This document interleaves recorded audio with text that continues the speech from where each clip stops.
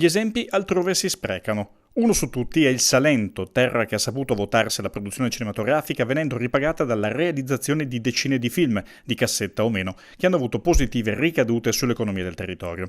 Il turismo in particolare ne ha avuto grandi benefici ed è un po' quanto in Veneto si cerca di fare da tempo. Cosa manca al Veneto per avere la fortuna, che è una fortuna che ha per esempio il Salento? Manca tutto, nel senso che manca la Film Commission. La Film Commission è una struttura che deve essere autonoma, fuori dalla regione, fuori dalle associazioni, deve vivere da sola e gestita da professionisti che si occupano solo di questo.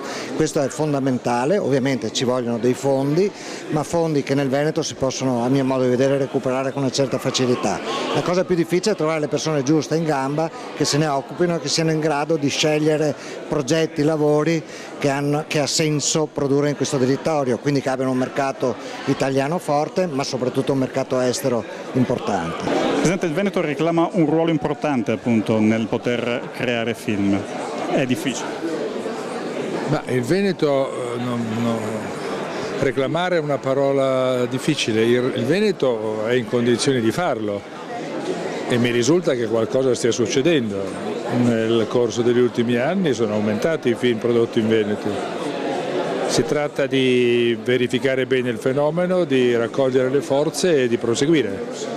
Ma come dire, gli esempi ci sono stati, gli esempi ci sono e non vedo perché non si possa continuare sulla stessa strada. Voci contrastanti, come si chiede a un buon dibattito, sono emerse durante una delle tavole rotonde che la Regione Veneto ha organizzato anche quest'anno alla Mostra del Cinema del Lido presso l'Hotel Excelsior. Abbiamo voluto fortemente essere presenti all'interno della Mostra Internazionale del Cinema per rappresentare come il Veneto voglia in sinergia con l'impresa portare avanti un'incentivazione sempre più forte delle realizzazioni cinematografiche e televisive all'interno della Regione Veneto. Questo come veicolo di promozione e di sviluppo di tutta quella che è l'offerta che il Veneto può dare. Fondi ci sono? Si possono trovare?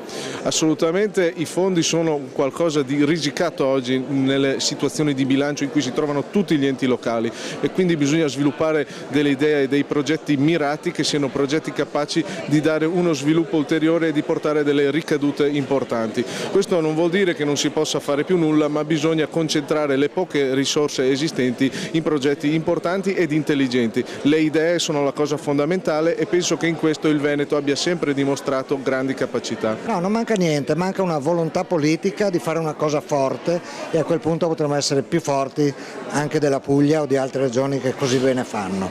La Regione Veneto ha avviato un rapporto proficuo con un centinaio di aziende, ma in un modo legato più al mecenatismo, da trasformare in vero investimento di business, come in quei paesi dove gli esempi positivi vengono esaltati, spiega il grande attore Giancarlo Giannini. E in America, diceva, funziona meglio la questione? In America è tutto un altro sistema. In America, ho detto, sono giovanissimi, hanno 200 anni di vita, noi abbiamo dietro la cultura, le cose, noi siamo più indecisi, siamo più bravi come fantasia, ma loro ci battono perché sono più infantili. Il cinema è una favola e sul cinema ci battono e noi abbiamo insegnato loro a farlo. Quando io incontrai Spielberg che faceva E.T., che si parlava di certe cose e diceva: Madonna che bella fantasia, ma che dici? Io ho sostituito le scope di De Sica con le biciclette, hai capito? Ecco, pensiamoci a questa cosa.